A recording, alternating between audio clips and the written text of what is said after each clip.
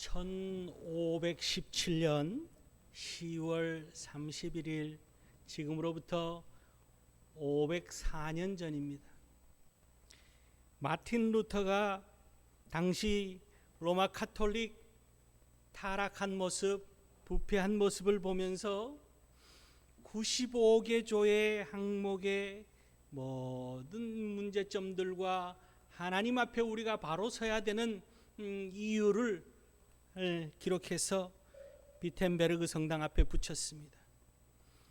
그렇게 시작된 이 종교개혁 운동이 한 신부, 마틴 루터라고 하는 한 신부의 그 하나님의 은혜를 덧입고 출발되어진 그 시작이 온 유럽으로 정말 들불처럼 번져나가고, 그리고 교회가 변화되고 개혁되어져서 오늘날 우리 이 개신교라고 하는 프로테스탄트 우리 교회가 서게 되어졌습니다. 오늘 우리 이 교회가 종교개혁을 일으킬 때에 그 좌우명처럼 의지했던 말씀이 오늘 본문 로마서 1장 17절 말씀입니다. 이 로마서 1장 17절 말씀 속에는 복음에 관해서, 하나님의 의에 관해서, 믿음에 관해서 이 짧은 본문 한 절 말씀 속에 진리의 말씀이 다 담겨져 있는 그런 귀한 말씀입니다. 루터는 이 말씀을 통해서 큰 은혜를 덧입고 교회가 새로워져야 되고, 교회가 또한 성도들이 하나님 앞에 은혜받은 삶을 살아가야 함을 진리를 깨닫고 하나님의 은혜 가운데 귀한 사명을 감당했던 것처럼, 오늘 이 어려운 시대에 더욱더 하나님의 말씀을 의지하고 말씀의 은혜 가운데 더욱더 복 있는 삶으로 살아가는 그런 날마다 새로워지는 하나님의 은혜 가운데 거하는 그런 우리 모든 성도님들 될 수 있기를 주님의 이름으로 축원합니다. 오늘 이 말씀을, 우리에게 주신 말씀을 통해서요, 우리에게 깊은 은혜와 깨달음을 주시는 것은, 첫 번째는 복음에는 하나님의 의가 나타난다라는 것을 먼저 말씀하고 있습니다. 오늘 우리가 읽은 본문 앞서 16절 말씀에 보면은 내가 복음을 부끄러워하지 아니하노니 이 복음은 모든 믿는 자에게 구원을 주시는 하나님의 능력이 됨이라, 그렇게 말하고 있습니다. 복음에는 하나님의 능력이 있다라는 거죠. 복음을 듣고 복음이 전해지는 자리에는 죽은 영혼이 살아나고 절망에 처해 있는 이들이 희망을 갖게 되고 구원과 영생의 축복, 하나님의 능력이 나타나는 것이 복음이라는 거예요. 여러분, 이 복음의 진수를 우리가 우리 마음 가운데 새기고 살아가고 있다라는 이 축복 가운데 거한다는 사실을 우리는 날마다 감사하지 않을 수 없습니다. 사도 바울이 예수님을 만나고 나서 이 복음의 진수를 깨닫고, 그리고는 일평생 복음의 능력 가운데 살았던 인물이 사도 바울이요, 전 삶을 복음을 위해서 다 드렸던 인물 또한 사도 바울입니다. 그 사도 바울이 로마서 1장 16절 말씀에 그렇게 고백하는 거죠. 내가 복음을 부끄러워하지 않으니 복음은 모든 믿는 자에게 구원을 주시는 하나님의 능력이 되므라. 내가 복음을 부끄러워하지 않는 이유는 복음이 구원의 능력이기 때문에 내가 복음을 부끄러워하지 않고 자랑하며 증거하며 복음의 능력 가운데 살아가고 있음을 고백하고 있는 것이 로마서 1장 16절 말씀입니다. 그러면은 이 복음의 능력은 어디에서부터 오느냐? 복음의 능력은 하나님의 의에서부터 온다라는 겁니다. 오늘 본문 17절 말씀에 보면은요, 복음에는 하나님의 의가 나타나서, 그렇게 말씀하고 있습니다. 하나님께서 우리를 구원하실 우리 그 사랑하는 마음이 하나님 가운데 계셨습니다. 하나님께서 뜻을 세우신 거예요. 우리를 사랑하시고 구원해야 되겠다라고 하는 하나님의 뜻을 가지고 하나님께서 계획을, 우주 만물을 창조하실 때부터 철저하게 하나님의 계획 속에서 운행하시고 역사하시는 하나님의 그 계획 가운데 구원의 계획을 세우시고, 그리고는 예수 그리스도를 이 땅에 보내주십니다. 예수 그리스도께서 이 땅에 오셔서 하나님 나라의 복된 소식을 우리에게 전하시고 십자가에 돌아가심으로 인하여서 우리의 모든 죄를 사하여 주시는 하나님의 의를 완성하셨다라는 거죠. 복음 속에는 이 하나님의 의가 다 들어있고, 또한 이 하나님의 의를 통하여서 우리가 복음을 받아들일 때 하나님의 능력이 우리 가운데 역사되어진다라는 것을 오늘 말씀하고 있습니다. 여러분, 주님께서 이렇게 하나님께서 우리를 사랑하시고 하나님의 뜻을 우리 가운데 펼치시며 그 뜻을 이루기 위해서 예수 그리스도를 우리 가운데 보내셨고, 예수 그리스도의 그 십자가 피공로를 통해서 우리가 다 죄사함 받고 구원의 은혜 가운데, 복음 가운데 복되게 살아가고 있음을 잊지 않고 날마다 감사하며 살아가는 그런 우리들 될 수 있기를 바랍니다.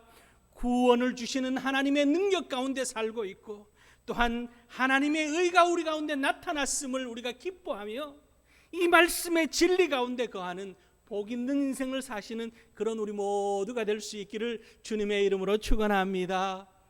두 번째는요, 우리 가운데 하나님의 의를 이루는 것은 믿음이라고 그렇게 말씀합니다. 오늘 17절 말씀 가운데 보면은 믿음으로 믿음에 이르게 하나니 그렇게 말하고 있습니다. 하나님께서 우리를 사랑하셔서 하나님의 의를 이루시고 구원의 은혜를 우리 가운데 허락해 주셨습니다. 그러면 이 하나님의 의가 우리 가운데 나타나고 구원의 은혜를 누리는 비결은 뭐냐? 믿음이라는 거죠. 여러분, 잘 차려진 밥상이 있습니다. 진수성찬의 밥상이 여러분들 앞에 놓여 있습니다. 그런데 그 밥상에 놓여 있는 영양 듬뿍인 그 진수성찬을 내가 먹어야만이 내 것이 되어지는 거예요. 구원의 은혜를 하나님께서 우리에게 모두에게 똑같이 허락해 주셨지만은 그 구원의 은혜를 믿음으로 받아들이느냐 그렇지 않느냐에 따라서 구원의 축복과 능력과 복음의 능력을 누리느냐 그렇지 못하느냐의 차이가 드러나는 거지요. 모두에게 다 선물을 주셨습니다. 다 선물을 주셨는데 그 선물을 내 것으로 삼는 것은 믿음이라는 거죠. 오직 의인은 믿음으로 말미암아 살리라 그렇게 말하고 있습니다. 여러분, 더욱더 믿음의 사람 되실 수 있기를 바랍니다. 큰 믿음으로 살아가는 그런 하나님의 축복을 누리는 복 있는 인생 될 수 있기를 바랍니다. 마틴 루터는 로마 가톨릭의 신부였습니다. 늘 이 신부로 수도를 하면서 고행을 하면서 느끼는 것은 어떻게 하면 이 죄를 다 사할 수 있을까? 내 마음 가운데 이 응어리져 있는 이 죄의 문제를 어떻게 하면 해결할 수 있을까? 늘 고민하면서 선을 행하고 고행을 행하며 여러 가지 인간적인 노력을 동원했습니다. 그리고는 선임 신부에게 가서 매일같이 고해 성사를 합니다. 로마 가톨릭은 고해 성사를 통해서 죄 사함을 얻죠. 그렇게 하는데 한 번은 이 선임 신부가 이 루터에게 이렇게 얘기합니다. 제발 죄 같은 죄를 가지고 와서 좀 고하라고 그렇게 이야기합니다. 선임 신부가 봤을 때는 루터가 하는 그 이야기가 죄 같지도 않은 죄를 가지고 이야기를 하는 거예요. 그럼에도 불구하고 이 루터의 마음 속에는 편치 않은 겁니다. 금식을 하고 기도를 하며 늘 노력을 함에도 불구하고 내 마음 속에 죄의 응어리가 남아 있는 것 같은, 죄인이라고 하는 것을 벗어나지 못하는 그 죄의 울타리 속에 갇혀 있는 인간이라는 것을 늘 고통 가운데서 느끼고 있던 중에 하나님의 말씀을 공부하기 시작했습니다. 로마서 말씀을 읽어 나가는 가운데 주님의 은혜를 깨달은 거예요. 인간의 고행과 인간의 노력과 인간의 어떤 의를 세운다고 해서 죄를 다 사하는 것이 아니라 하나님의 능력으로, 성령 하나님의 도우심으로 우리가 그것을 믿기만 하면 의로움을 덧입게 되어진다는 놀라운 하나님의 은총을 깊이 깨닫게 된 겁니다. 그럴 때 마침 이 로마 가톨릭에서는 로마 교황이 거하는 성 베드로 성당을 증축하는 일로 인해서 테첼이라고 하는 신부가 면죄부를 팔고 있었습니다. 헌금을 하고 면죄부를 사면은 모든 죄를 사함 받는다라고 하는 그런 논리였습니다. 이 루터가 볼 때는 그게 아닌 거예요. 죄 사함을 받는 것은 하나님이 우리에게 허락하여 주신 하나님의 의를 믿기만 하면은 모두가 죄 사함을 얻는데 면죄부를 산다고 해서 죄 사하는 것이 아니라는 거죠. 그 잘못된 로마 가톨릭의 부패와 타락을 보면서 더 이상 참지 못하고 종교개혁을 일으키기 시작합니다. 그리고는 종교개혁의 5대 원리를 선포합니다. 첫째는 오직 믿음으로, 둘째는 오직 성경으로, 셋째는 오직 은혜로, 넷째는 오직 예수 그리스도로, 다섯째는 오직 하나님께 영광을, 이렇게 5가지 원리를 세우고는 교회를 새롭게 하기 시작합니다. 이 5가지 원리 중에 가장 기본이 되는 것이 믿음이라는 거예요. 믿음으로 하나님의 말씀을 새롭게 하고, 믿음으로 하나님의 은혜 가운데 거하며, 믿음으로 예수 그리스도를 구주로 고백하고, 믿음으로 오직 하나님의 영광을 위해서 살아갈 수 있음을 그렇게 이야기한 겁니다. 여러분, 우리 안에 하나님을 향한 믿음이 식어지지 않는, 어떤 형편 가운데서도 주님을 믿는 믿음으로 살아가는 그런 복 있는 인생을 사시는 우리 모두가 될 수 있기를 바랍니다. 믿음이라는 건요, 방향성이 있습니다. 히브리서 12장 2절 말씀에는 이렇게 기록합니다. 믿음의 주요 또 온전케 하시는 이인 예수를 바라보자, 그렇게 기록되어져 있습니다. 믿음이라는 것은 하나님의 구원의 은혜를 믿고 예수 그리스도를 바라보는 것이 믿음이라는 거죠. 여러분, 오늘 무엇을 바라보며 살아가고 있습니까? 세상을 바라보면은 염려, 근심, 걱정이 먼저 앞섭니다. 내 안에 있는 여러 가지 어려움을 바라보면은 문제만 더 커지게 느껴집니다.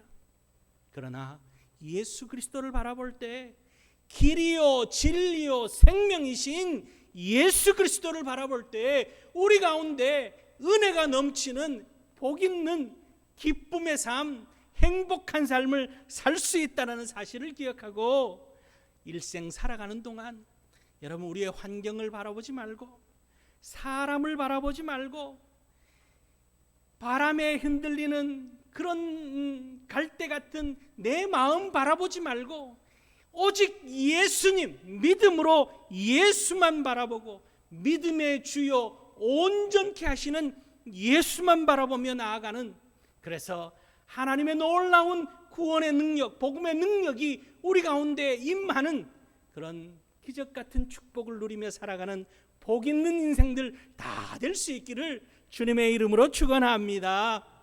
세 번째는요, 우리는 믿음으로 살아야 한다라는 것을 오늘 말씀합니다. 17절 하반절에 보면은 기록된 바 오직 의인은 믿음으로 말미암아 살리라 함과 같으니라, 이렇게 말하고 있습니다. 하나님의 의를 믿음으로 구원의 능력을 이루었습니다. 이것이 완성이 아니라 새로운 출발이라는 것을 말씀하고 있는 것이 오늘 이 17절 하반절의 말씀입니다. 의인이 되었습니다. 구원의 능력을 덧입었습니다. 그때부터 새롭게 열매를 맺기 위해서 출발하는 삶이 믿음의 삶이어야 한다는 거죠.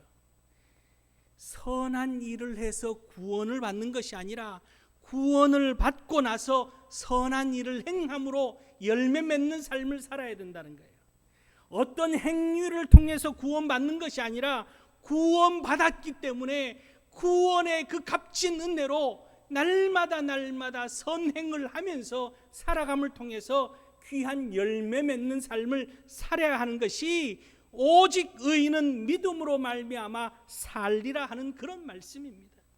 여러분, 주님의 은혜로 하나님의 놀라우신 의를 통하여서 오늘 우리가 그 의를 믿음으로 구원의 은혜에 이르렀습니다. 이제는 우리가 구원의 은혜를 잃은 자로서 성화의 삶을 살아가는 그런 복 있는 발걸음들 될 수 있기를 바랍니다. 날마다 한 걸음씩 한 걸음씩 열매를 향해서 결실의 계절, 풍성한 계절에 열매가 주렁주렁 맺혀지는 그런 주님을 향한 삶을 사는 것이 오늘 우리의 삶이어야 한다라는 말씀이에요. 로마서 1장 17절 말씀은 하박국, 구약 하박국 2장 4절 말씀과 연결되어져 있습니다. 하박국 2장 4절 말씀을 보면은 하박국 선지자 시대 때 그 남유다 왕국의 그 형편을 대변하는 그런 말씀입니다. 정치적으로 혼탁해져 있습니다. 또한 영적으로 타락해져 있습니다. 사회적으로는 온 세상이 뒤죽박죽입니다.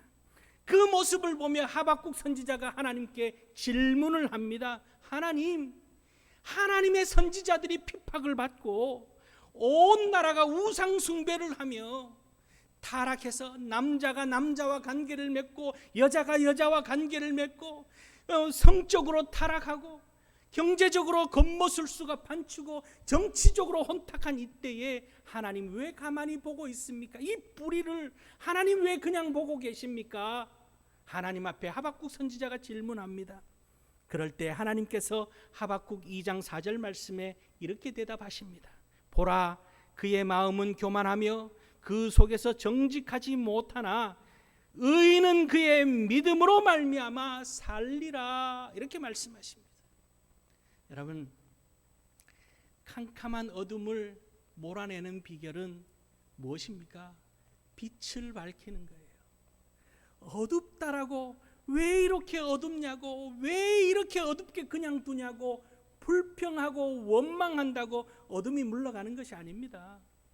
세상이 어둡다고 우리가 불평하고 원망하면 똑같이 그냥 어둠에 머물러 있는 거예요. 어둠을 이기는 비결은 빛을 밝히는 것이 어둠을 이기는 비결이고, 첫째는 나를 지키는 비결이요, 어둠에 처한 사람들에게 빛이 있음을 보여줌을 통해서 어둠의 삶이 아니라 빛의 삶이 무엇인지를 드러내는 것이 빛된 삶의 모습이라는 거죠. 의인은 믿음으로 살리라. 여러분, 세상이 어둡고 혼탁하고 혼미하다고 그것을 어떻게 불평하며 원망하며 인간적인 노력으로 해결하려고 하기보다는 믿음으로 의인의 삶을 사는 것이, 묵묵히 빛의 자리에 머물러 있는 것이 어둠을 이기는 최고의 방법이라는 사실을 기억하고, 하나님을 믿는 믿음 안에서 날마다 오늘도 우리가 기도하며 나아갈 때에 주님, 내 삶 가운데 예수 그리스도의 빛이 날마다 더해지는 놀라운 축복된 삶을 살게 하여 주시옵소서. 그렇게 기도하며 말씀 의지하며 나아가는 그런 우리들이 될 수 있기를 바랍니다. 하나님께서는 오늘도 이 믿음의 사람, 빛된 사람을 찾고 계십니다. 상 주시기 위해서.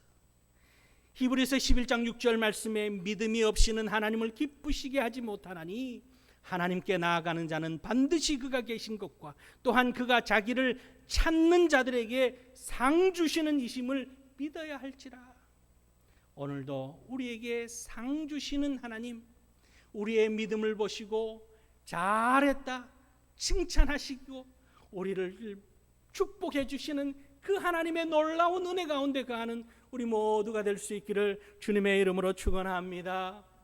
말씀 충만, 성령 충만, 믿음 충만한 삶을 살아갈 때 오늘도 하나님께서 복에 복을 더하는 놀라운 은혜를 허락하여 주실 줄 믿습니다. 한때 승려였다가 변화되어서 개종하고 지금은 열심히 믿음 생활을 하고 있는 이정훈 교수님이라는 분이 있습니다. 이분이요, 중학교 때부터 얼마나 불교에 심취했는지 중학교 때 반야심경을 다 외우고 반야심경을 다 해석하는, 주석하는 실력까지 있는 그런 분이었습니다. 동국대학교 종교철학과, 불교학과인 종교철학과에 전면 장학생으로 들어갑니다. 대학교 2학년 때 머리를 빡빡 밀고는 출가를 해서 승려가 되었습니다. 그리고는 온 세상을 불교로 개혁해야 되겠다 생각하고는 사회주의 법철학을 공부하기 시작합니다. 그리고는 서울대학교 법학대학원에 들어가서는 불교적이고 사회주의적인 그런 세상을 만들어야 되겠다는 생각을 하고는 보니까 가장 몰아내야 될 종교가 기독교라는 거예요. 그리고는 이 교수님이 기독교를 대적하는데 앞장서기 시작합니다. 2005년도에 종교자유정책연구원을 만들고는 그리고는 이 기독교를 몰아내기 위해서 민사소송, 입법청원, 헌법소원, 심판청구, 진정, 신고 온갖 방법을 동원해서 기독교를 한국 사회에서 암덩어리라고, 기독교가 암덩어리라고 그렇게 표현하며 몰아내는데 앞장서기 시작했습니다. 그 당시 이 고려은단에서 광고판을, 고속도로에 큰 광고판을 세워놓은 게 있었습니다. Jesus loves you라고 하는 고려은단에서 세워놓은 그 광고판을 소송을 걸고 민사소송, 입법청원을 해서 또한 진정을 넣고 신고해서는 결국은 그것을 끌어내렸습니다. 얼마나 이 통쾌한죠. 그렇게 끌어내리고는 그 당시 이 대강고등학교에서 종교의 자유를 외치는 그런 한 학생이 있었습니다. 이 학생이 이 대광고등학교 기독교 재단 그 학교에서 예배 드리는 것을 반대하고 1인 시위를 하는 것을 자기가 뒤에서 후원해 주기 시작했습니다. 법적인 절차를 교묘하게 알려주고 어떻게 하든 교회를, 예배를 무너뜨리는데 앞장서기 시작했습니다. 그리고는 연구하기 시작했습니다. 성경을 한 달에 한 번씩 성경책을 창세기부터 계시록까지 성경의 오류들을 찾아내기 시작했습니다. 성경의 오류를 찾아내는데 얼마나 통쾌한죠. 그리고 신학서적을, 유명한 신학자들이 쓴 신학서적, 조직신학, 성서신학 뭐 다 온갖 섭렵을 다 했습니다. 그런데 2007년도가 되었을 때 어느 날 이 머리에 통증이 오기 시작하는데 견딜 수 없을 만큼 통증이 찾아왔습니다. 절에서 내려와서 잠시 요양을 하기 위해서 집에 들렀습니다. 그리고는 우연히 TV를 틀었는데 기독교 방송이 틀려진 거예요. 한 목사님이 설교를 하는데 우리 모두가 주님 앞에 죄인입니다. 하나님 앞에 우리는 죄인입니다. 하나님의 은혜가 아니라면 우리는 의롭게 살아갈 수 없습니다. 이 설교를 듣는 순간 그거는 뭐라고 표현했냐면 웃기고 있네. 너나 잘하세요. 그렇게 말을 뱉는데 혀가 꼬꾸라기 시작. 그리고 온몸이 뒤틀리는데 이분 표현으로는 마치 불에 데인 오징어처럼 온몸이 뒤틀리기 시작합니다. 그리고는 그 순간 머리를 강하게 때리고 지나가는 것은 내가 옳다라고 생각했고 내가 하는 방법이 옳고 내가 하는 것이 의라고 생각했는데 내가 하는 것이 다 틀린 것이라는 것을, 그동안 자기가 읽었던 성경책, 자기가 연구했던 신학서적을 통해서 내 몸에 있는 피부세포 하나까지도 다 하나님 앞에 죄인이라는 것을 철저하게 깨닫기 시작했습니다. 참으로 하나님의 의가 우리 가운데 허락되어지지 않았다면, 예수 그리스도의 십자가의 은혜가 우리 가운데 허락되어지지 않았다면 나는 그저 이렇게 정말 죽고 마는 인생이 되는구나 철저하게 깨달은 거예요. 통곡하며 자복했습니다. 하나님, 잘못했습니다. 내 의를 앞세우고 내가 옳다라고 생각했는데 하나님의 의가 아니면은, 하나님의 은혜가 아니면은 나 같은 게 구원받을 수 없었음을 깨닫기 시작한 거예요. 그때부터 완전히 뒤집어졌습니다. 그동안은 교회를 핍박하고 교회를 해방하는 일에 앞장섰는데 2008년 울산대학교 교수로 내려가서는 그때부터는 기독교를 공격하는 이들을 방어하는, 앞장서서 기독교를 보호하는 일에 앞장서는, 법적으로 누구보다도 잘 아니까 우리나라에 들어와 있는 이슬람이 미화되어진 것의 잘못을 찾아내고 또한 동성애 옹호자들의 문제점들을 지적해내면서 교회를 지키는 일에 앞장서고 있다는 거죠. 여러분, 하나님의 의, 오늘날 우리의 삶. 오늘 우리 장로님도 기도하시면서 기도 하나님 앞에 올려드렸습니다만, 나를 앞세우고 내 생각을 앞세우며 내가 옳다라고 생각하는 그 순간 내 안에 하나님의 의 놀라운 복음의 능력은 사라지고 맙니다.